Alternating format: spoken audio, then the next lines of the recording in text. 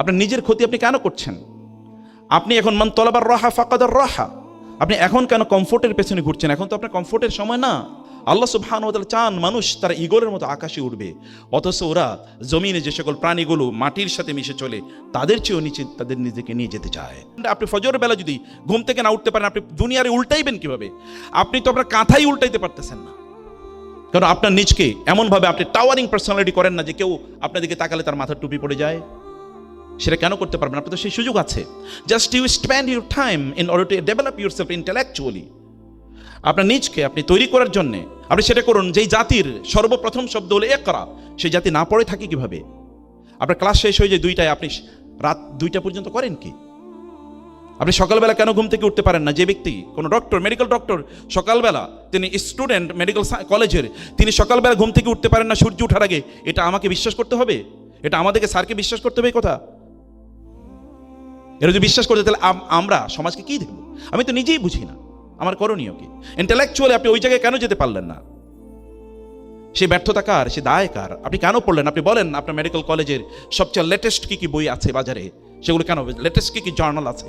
আপনার এভরিডে কেন আপনার ইন্টেলেকচুয়াল ডেভেলপমেন্ট হয় নাই? পাকিস্তানের এক মেডিকেল ছাত্র, সে তার গ্রামে গিয়ে দেখলো যে ওইখানকার নারীরা তাদের বাচ্চা যখন প্রসব করবে তখন তারা আশপাশে কোনো ক্লিনিক নাই, ইত্তকার করবে কি?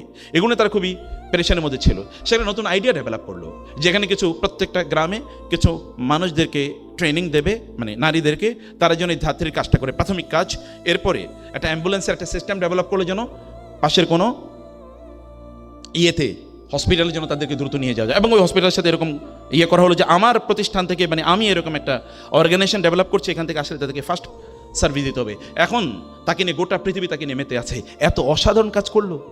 আইডিয়া তো আর everywhere, and you should generate ideas. আপনাকে থট লিডার হতে হবে, আপনাকে চিন্তা করতে হবে। আল্লাহ সুবহানাহু ওয়া তাআলা আহাব্বুল আসমাই ইলাল্লাহি আব্দুল্লাহ ওয়া আব্দুর রহমান ওয়া আসদাকুহা আল হারিস ওয়াল হুমাম।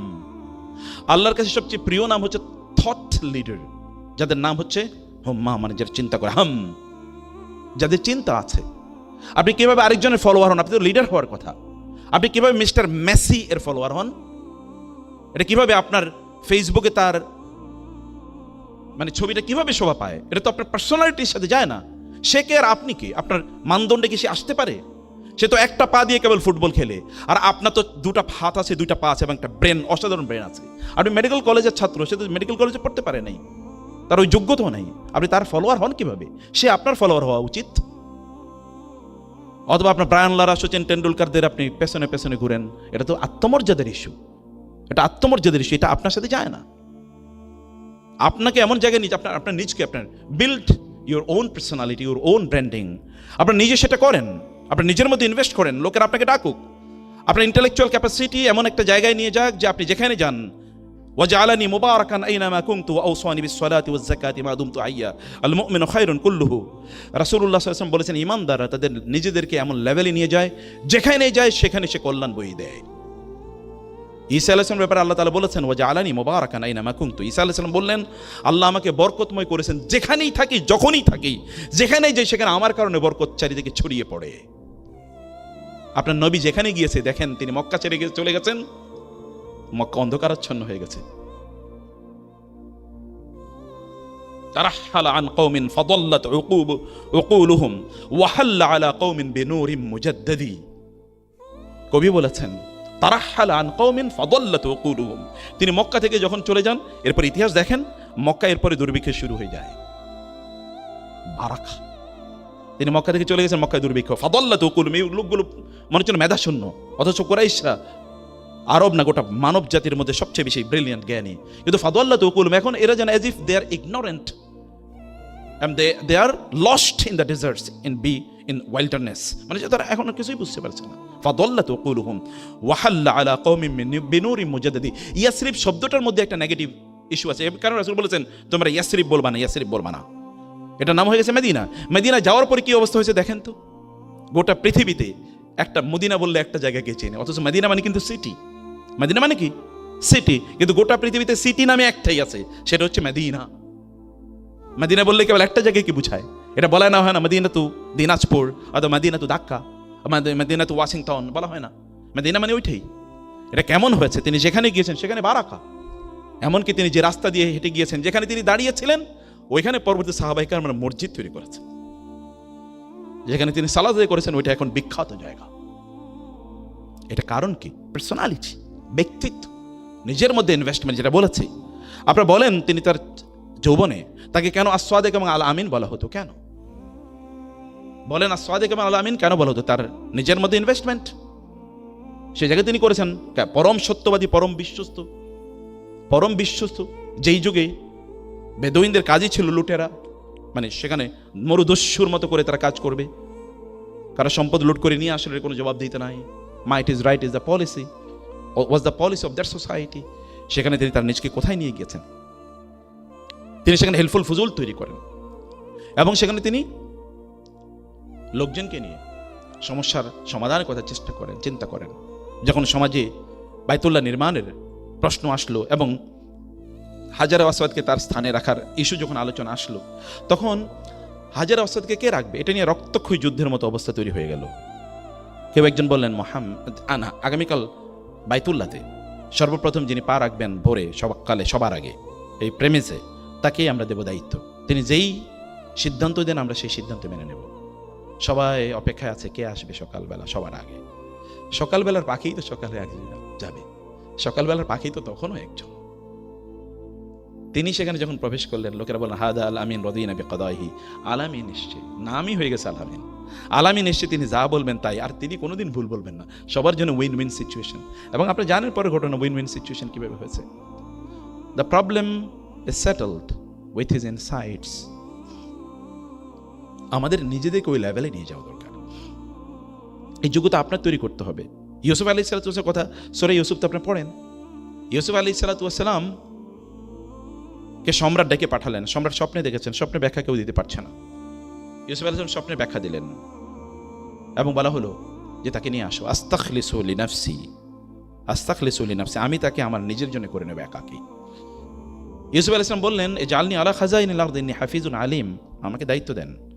এই যে ডিজাস্টার আপনি ম্যানেজ করতে পারবেন না, এই ম্যানেজমেন্ট তিনি কোথায় শিখলেন? আপনাকে এখন তাহলে আপনাকে project management, hospital management, medical management, এটা আপনাকে শিখতে হবে এখন। এটাই তো আপনার শেখার সময়। এরপরে তো আপনি স্যারের বা আমার কথা নাই বাদ দিলাম, স্যারের এত ব্যস্ততা হলে তখন আর পড়ার সময় পাবেন না। এটা তো এখন আপনার সময়। যদিও আপনাকে পড়তে হবে কিয়ামত পর্যন্ত, মৃত্যু পর্যন্ত। আপনার নবীর কথা একবার চিন্তা করে দেখেন তো, তিনি যখন পড়ার সুযোগ পান নাই, কারণ তখন তো আরবে পড়ার কোনো সিস্টেম ছিল না। যখন পড়ার তিনি সুযোগ পেয়েছেন, তার মৃত্যুর দিন পর্যন্ত তিনি পড়েছেন। 23 বছর কোরআন নাজিল হয়েছে। মানে কি? লা তুহাররিক বিহি লিসানাকা লিতা'জালা বিহি ইন্না আলাইনা জামআহু ওয়া কুরআনা ফাইযা ক্বরা'নাহু ফাত্তাবি' কুরআনা আল্লামাহু শাদীদুল কুওয়া যু মিররাতিন ফাস্তাওয়া ওয়া হুয়া বিল উফুকিল আলা সুম্মা দানা ফাতাদাল্লা ফাকানা ক্বাবা কাওসাইনি আও আদনা ফাআওহা ইলা আবদিহি মা আওহা। আল্লাহ সুবহানাহু ওয়া তাআলা তার রাসূল কিভাবে পড়েছেন তার কথা কোরআনে আছে, কিভাবে তিনি পড়েছেন। আপনি কেন পড়বেন না? আপনি না পড়ে সময় কাটাবেন কোথায়? আপনি লেটেস্ট বইগুলো কেন পড়বেন না? লেটেস্ট লেকচারগুলো কেন শুনবেন না? আপনি লেটেস্ট মেডিকেল ইস্যু, ইনস্ট্রুমেন্ট কি আছে, অথবা কী কী প্রবলেম নতুন করে তৈরি হচ্ছে, সেগুলো সমাধান কি, সেগুলো কেন আপনি জানবেন না? আপনি কেন নতুন জিনিস আপনি কেবল আপনি টেক্সট বুকের এবং যেগুলো পরীক্ষায় আসবে সেগুলো নিয়ে কেন আপনি ব্যস্ত থাকবেন? এর বাইরে আপনার পড়াশোনা কে করবে? সেটাকে আপনাকে অবশ্যই সেই জায়গায় আপনার নিজকে আপনার দাঁড়িয়ে নিয়ে যেতে হবে। এ কারণে আপনার নিজের মধ্যে আপনি ইনভেস্ট করুন, যে তখন আপনাকে ডেকে নেবে। যেখানে আপনি জান না কেন, আপনার যে ক্যাপিটাল তৈরি করেছেন আপনি, আপনার সম্মান লোকেরা সময়ের, আপনি কতটুকু সময় কোথায় দিচ্ছেন তার উপর ভিত্তি করে আপনার মর্যাদা কোনোদিন নির্ধারিত হবে না। বুঝতে পেরেছেন? আপনি কতটুকু সময় দিচ্ছেন তার উপর কোনোদিন নির্ধারিত হবে না। কোন একজনে যে কোন একটা জাহাজ এটা হঠাৎ করে বন্ধ হয়ে গেছে, মাঝে মাঝে গাড়িগুলো এরকম হয়, জাহাজ বন্ধ হয়ে গেছে। এখন জাহাজ বন্ধ হয়ে গেছে, কোনো কারণে আর জাহাজ চালাতে পারছে না। কি হয়েছে? তখন একজন টেকনিশিয়ানকে নিয়ে আসা হলো। টেকনিশিয়ান বলেছে আমি একটু দেখি। দেখার পরে বললো কোনো সমস্যা নেই, একটা হাতুড়ি নিয়ে আসেন। হাতুড়ি নিয়ে আসার পরে টেকনিশিয়ান একটা জায়গায় গিয়ে এরকম একটা কেবল করেছে, বাড়ি দিয়েছে। তো ভালো, এখন চলতেছে, জাহাজ চলছে। তো বলো বিল, বলে $50। $50? এটা তো সর্বোচ্চ $1 হওয়ার কথা। বলে হ্যাঁ, এটা $1 হওয়ার কথা, কিন্তু কোন জায়গাটায় বাড়ি দেওয়া দরকার এটা জানার জন্য $49 দেওয়া লাগবে আপনাকে। বাড়ি কোথায় দিতে? আপনি এত করে বাড়ি দিতে পারেন না তো। আমি জানি কোথায় আঘাত করতে হবে, আই নো ইট। এবং এই কারণে আপনাকে আরো $49 দেওয়া লাগবে। আর কথা ঠিক, আপনাকে জানতে হবে আপনার সময়ের উপর নির্ভর করে আপনি কোনোদিন আপনার নিজকে মর্যাদাবান করতে পারবেন না যে আমি এখানে এত সময় দিচ্ছি, ওইখানে এত সময় দিচ্ছি। But what sort of capability, skill, যোগ্যতা আপনি কি ডেভেলপ করেছেন? ইউসুফ আলাইহিস সালাম তো ক্রীতদাস আকারে তিনি বাজারে বিক্রি হয়ে গেছেন, তাই না? সেই ক্রীতদাসকে কি করেছে? বলছে আমাকে। তারপরে মিশরের সম্রাট তিনি কিভাবে হয়েছেন? তিনি তো এমনি মিশরের সম্রাট হন নাই, এমনি মিশরের সম্রাট হয় নাই। মক্কার লোকেরা কেন আপনার নবীর পিছনে এরকম ঘুরেছে? কেন তৎকালীন রোমান এম্পায়ার সম্রাটরা কেন ওমর রাদিয়াল্লাহু তাআলা আনহুর রাজত্ব দেখার জন্য বা তার শাসন ব্যবস্থা দেখার জন্য আসতো? কেন গান্ধীকে যখন বলা হয়েছিল, যখন পাকিস্তান ও ইন্ডিয়া যখন ভাগ হয়, তাকে বলা হয়েছিল যে পাকিস্তান মুসলমানদের তো একটা কনস্টিটিউশন আছে, কোরআন আছে, তারা সেইভাবে তাদের দেশ পরিচালনা করবে। But what do you have? আপনাদের কি আছে? আপনি কীভাবে রাষ্ট্র পরিচালনা করবেন? তিনি একটা বই দেখিয়ে বলেছেন, এই বই অনুসারে। বলো বইটা কি? বলেছে life and administration of Omar. এই ওমরের অ্যাডমিনিস্ট্রেশন কি ছিল? এটাই আমার জন্য আর কিছু লাগবে না। এই পৃথিবীর সর্বশ্রেষ্ঠ অ্যাডমিনিস্ট্রেটরের নাম হলো ওমর ইবনুল খাত্তাব রাদিয়াল্লাহু তাআলা আনহু। কোত্থেকে শিখেছেন? কোত্থেকে পড়েছেন? আপনার সেই জ্ঞানিয়াস, আমরা সেরকম একটা জ্ঞানিয়াস নিজকে এরকম একটা জায়গায় আপনাদেরকে নিয়ে যাওয়া দরকার। মোরাল ক্যাপিটাল নিজের মধ্যে অবশ্যই বিল্ড আপ করতে হবে। মোরাল ক্যাপিটাল বিল্ড আপ করতে হবে, ইন্টেলেকচুয়াল ক্যাপিটাল এর পাশাপাশি আপনার স্পিরিচুয়াল ক্যাপিটাল বিল্ড আপ করতে হবে। আপনি অনেক সফল, কিন্তু আল্লাহর সামনে আপনার সামান্য কোনো দাম নাই। যেমন ফেরাউনকে যখন লোহিত সাগরে নিমজ্জিত করে হত্যা করা হয়, তখন ফেরাউন বলছিল আমানতু বিল্লাযী আমানা বিহি বানু ইসরাঈল। বানু ইসরাঈল অথবা মূসা এবং হারুন যেই রবের প্রতি ঈমান এনেছেন, আমি তার প্রতি ঈমান আনলাম। এই কথা যখন সে বলছিল, তখন ইয়া আল্লাহ ইয়া আল্লাহ ইয়া রাব ইয়া ইলাহি এ কথা যখন বলছিল, তখন ফেরেশতারা বলেন আল্লাহ একটা আওয়াজ আসতেছে, আওয়াজটার মধ্যে একটু গন্ধ আছে, দুর্গন্ধ। আপনার নাম ডাকতেছে, এটা কোন? এটা কে? বলে এটা ফেরাউন। আল্লাহ প্লিজ ফেরাউনের দোয়াটা কবুল করেন না প্লিজ, কারণ আল্লাহ তো মেহেরবান, কবুল করেও ফেলতে পারেন। প্লিজ আল্লাহ ফেরাউনের দোয়া কবুল করেন না। অন্যদিকে ইউনুস আলাইহিস সালাম যখন মাছের পেটে, ফানাদা ফিজ যুলুমাতি আল্লা ইলাহা ইল্লা আনতা সুবহানাকা ইন্নী কুনতু মিনাজ জালিমিন। ফেরেশতারা বলেন আল্লাহ একটা আওয়াজ শুনতে পাচ্ছি, এই আওয়াজ পরিচিত মনে হয়, মনে হচ্ছে আর অনেকবার এই আওয়াজ, আপনার নামের এই আওয়াজ অনেকবার শুনেছি, কণ্ঠটা খুব পরিচিত। আল্লাহ কে? বলে ইউনুস। বলে আল্লাহ দ্রুত ইউনুসের দোয়া কবুল করেন না প্লিজ, দ্রুত কবুল করেন। আল্লাহ তাআলা বলেন ফাসতাজাবনা লাহু ওয়া নাজ্জাইনাহু মিনাল গাম ওয়া কাযালিকা নুনজিল মুমিনিন। আপনারা যারা আরবি ভাষা বুঝেন, এটা বাবুল ইস্তেফাল। বাবুল ইস্তেফালের একটা খাসিয়াত হচ্ছে এটা দ্রুত, ইমিডিয়েটলি, এখনই। বলে ফাসতাজাবনা, আমি immediately responded to his prayer. ওয়া নাজ্জাইনাহু মিনাল গাম, এবং বাবুত তাফঈল এর একটা খাসিয়াত হচ্ছে ব্যাপকতা, আল কাসরা বুঝায়। আমি তাকে এমনভাবে সেখান থেকে উদ্ধার করে নিয়ে আসলাম যেন এতদিন এই যে মাছের পেটে ছিল, সমুদ্রের মধ্যে ছিল, তার মধ্যে যে বিভিন্ন ধরনের প্রবলেম তৈরি হওয়ার কথা, এগুলো কিছুই হয় না, কারণ তার শরীরটা তুলতুলে হয়ে যাওয়ার কথা, এখানে বিভিন্ন ধরনের মানে গোটা ইত্যাদি তৈরি হয়ে যাওয়ার কথা, অনেক কিছু, কোনো কিছু হয় নাই। তরতাজা মানুষ সেখান থেকে বের করে নিয়ে এসেছি আমি তাকে। আপনার জন্য ফেরেশতারা গর্ব করে কিনা? স্পিরিচুয়াল আপনার নিজেকে এভাবে ডেভেলপ করছেন কিনা, নাকি শয়তান আপনার ব্যাপারে গর্ব করে? ফেরেশতারা গর্ব করে কিনা? ফেরেশতাকে বলে কিনা? রাসূল ইসলাম একবার ঘর থেকে বের হলেন, তিনি দেখলেন কয়েকজন লোক মসজিদে নববীতে বসে আছে। তিনি তাদেরকে বললেন মা আজলাসাকুম হুনা, কিসে তোমাদেরকে এখানে বসিয়ে রেখেছে? তারা বললেন আমরা এখানে কেবল আল্লাহ জিকির করার জন্য, আল্লাহকে নিয়ে আলোচনা করা ইত্যাদির জন্য আমরা বসে আছি। রাসূলুল্লাহ সাল্লাল্লাহু আলাইহি ওয়াসাল্লাম বললেন আস্তাহলিফুকুম, আমি তোমাদেরকে আল্লাহর নামে শপথ করে জিজ্ঞেস করছি, তোমরা কি এই জন্য কেবল বসে আসছো এখানে? আল্লাহু আজলাসাকুম, মানে আল্লাহ কেবল তোমাদেরকে এখানে বসিয়ে রেখেছে, মানে আল্লাহর জিকিরই, আল্লাহর উদ্দেশ্য, আল্লাহর জন্যই করছো? বলে হ্যাঁ, এই জন্যই বসে আছি।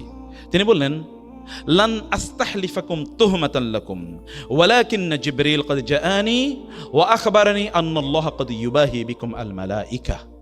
তিনি বললেন আমি তোমাদেরকে সন্দেহ করে জিজ্ঞেস করছি না, বরং আমি একটু বিস্মিত হয়েছিলাম যে ফেরেশতা জিবরিল আমাকে মাত্র এসে বলে গেল তোমাদের কথা আল্লাহ তাআলা সবচেয়ে গুরুত্বপূর্ণ ফেরেশতা যারা, প্রধানতম ফেরেশতা যারা, তাদের সাথে আলোচনা করছেন এবং গর্ব করে বলছেন দেখো এই যে আমার বান্দারা, দেখো তোমরা না বলছিলা কেন বানাই, এবার দেখো কেন বানাইছি। সহিহুল বুখারী হাদিস, যে আমি কিন্তু এই কারণে তোমাদেরকে জিজ্ঞেস করছি। সম্মানিত ভাইয়েরা, বোনেরা, আপনার নিজের মোরাল ডেভেলপমেন্ট লাগবে। এটা আপনাকে গ্র্যাজুয়ালি করতে হবে, এটা আপনাকেই করতে হবে, অন্য কেউ এটা হঠাৎ করে কোনোদিন তৈরি হয় না। আপনার রাসূলের ব্যাপারে আল্লাহ তাআলা কি বলছেন দেখেন, তিনি তো এখন নবী, তো তার তো পার্সোনাল গ্রোথের আর প্রয়োজন নাই। কিন্তু আল্লাহ কি বলেছেন, ইয়া আইয়ুহাল মুযাম্মিলু কুমিল লাইলা ইল্লা কালিলা নিসফাহু আও ইনকুস মিনহু কালিলা আও জিদ আলাইহি ওয়ারাত্তিলিল কুরআনা তারতিলা।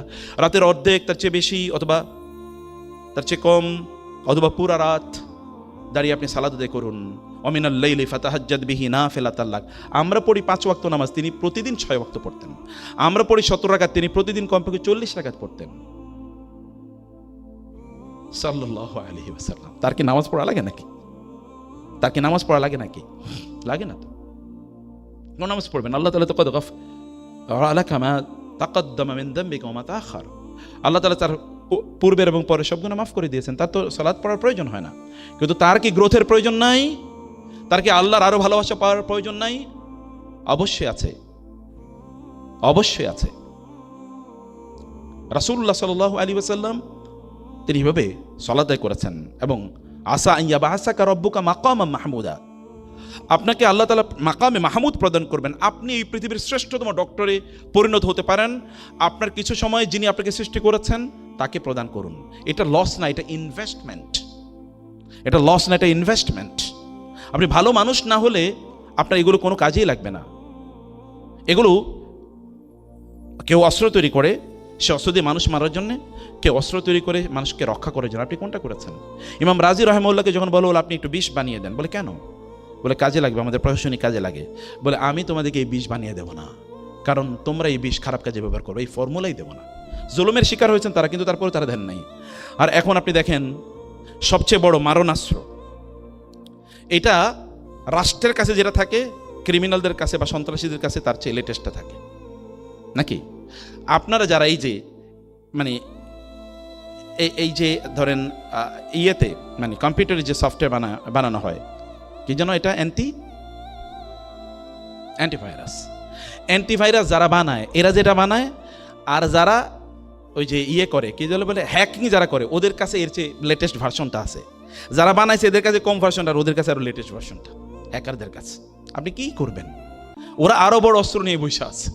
ওদেরকে ট্যাকল দেওয়ার জন্য স্টাডি করা লাগে, যে কি করছে আমি একটু স্টাডি করি, ওদের মানসিকতা স্টাডি করার জন্য। ইন্টেলেকচুয়ালি কেবলমাত্র মানুষ ডেভেলপ হলেই চলে না, মানুষের অনেক বুদ্ধি আছে, সেটা খারাপ কাজেও লাগতে পারে। কিন্তু আপনি যদি মোরালি বা রিলিজিয়াসলি আপনার কানেক্টিভিটি যদি আপনার রবের সাথে তৈরি না হয়, তাহলে এগুলো কোনোদিনই আপনার কাজে লাগবে না। রাতের বেলা আপনি তাহাজ্জুদে দাঁড়িয়ে যান না কেন? যদি আপনি কেন আপনার রবকে বলতে পারেন না যে রব আমি এরকম হতে চাই,